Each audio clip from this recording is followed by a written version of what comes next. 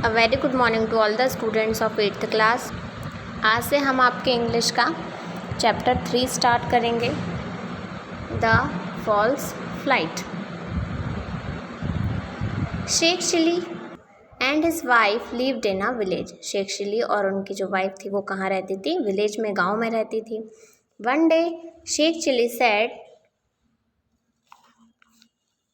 To his wife, एक दिन Sheikh chilli ने अपनी पत्नी से कहा, When I get some money, I'll buy a cow।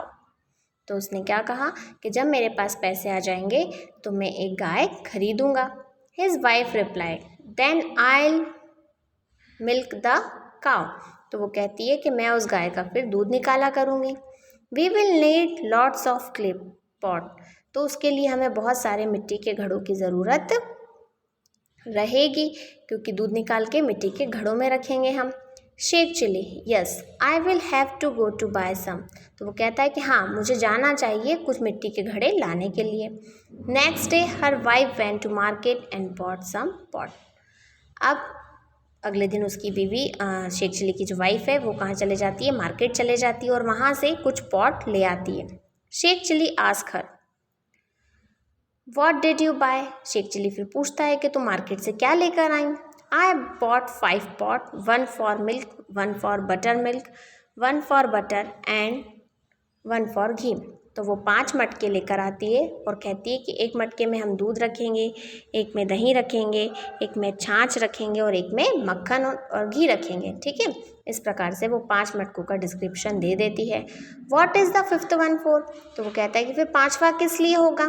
What is for that is for carrying some milk to my mother said his wife. तो वो कहती है 5वां मटका जो होगा उसमें मैं कुछ दूध लेकर अपनी मम्मी को देने के लिए जाऊंगी।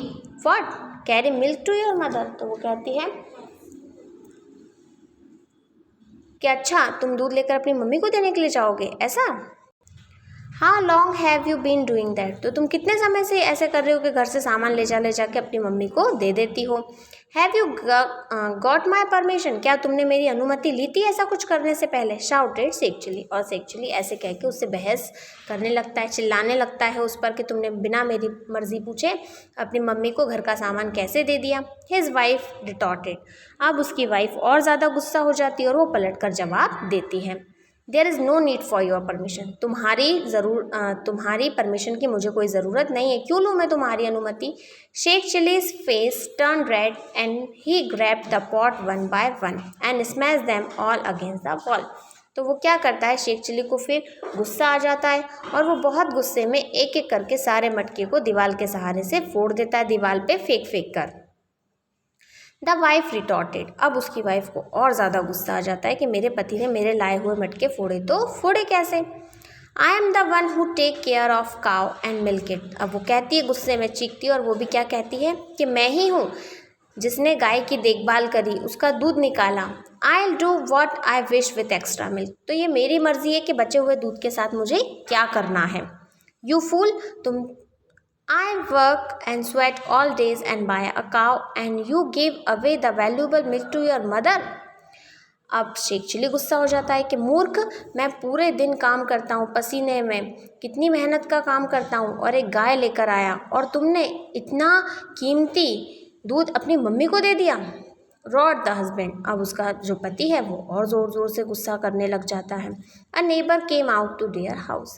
अब पड़ोसी क्या होते हैं कि उनका झगड़ा सुनकर बाहर देखने के लिए आ जाते हैं अपने अपने घरों से। He asked the angry husband, what's the matter. अब वो आते हैं घर के बाहर और पूछते हैं शेख चिली से, मतलब उस औरत के पति से, कि क्या हुआ, क्या बात क्या हुई? Why are you shouting? तुम इतना चीख चिल्ला क्यों रहे हो? This woman is giving away the milk from our cow to her mother.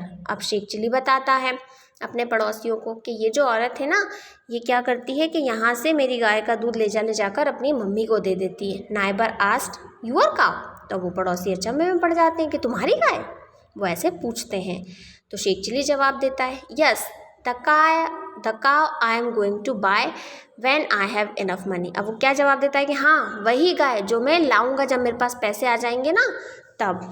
Oh that one. अब वो पड़ोसी पूछते हैं कि अच्छा वो वाली जो अब तुम्हारे पास पैसे आएंगे तो तुम लेकर आओगे। You don't have a cow yet do you. अब वो कहते हैं कि तुम्हारे पास अभी गाय नहीं है ना, है कि नहीं है, सेड द नेबर। और नेबर फिर पूछते हैं कि अभी तो तुम्हारे पास गाय नहीं है ना। The man said just wait I am going to get one. अब वो कहता है कि हाँ मैं लाऊंगा। Oh really.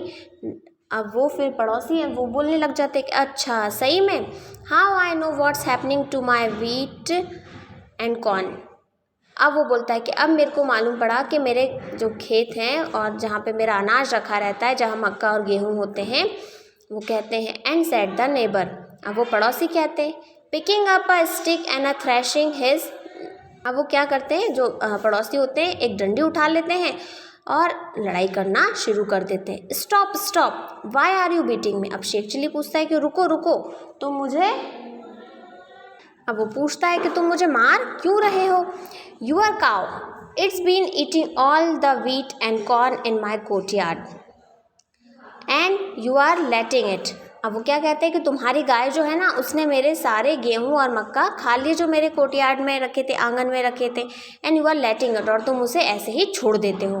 What wheat what corn. अब वो बोलता है कैसे गेहूँ कैसा मक्का। I am going to sow. अब वो कहता है कि जो मैं बोने वाला हूँ ना वो, I have been planning it for month, मैं बहुत महीनों से इस बारे में सोच रहा था। And your cow has been eating all the wheat and corn, तो तुम्हारी जो गाय है उसने वो सब कुछ खा लिया मेरा अनाज। Sheikh Chilli and his wife suddenly realise the truth.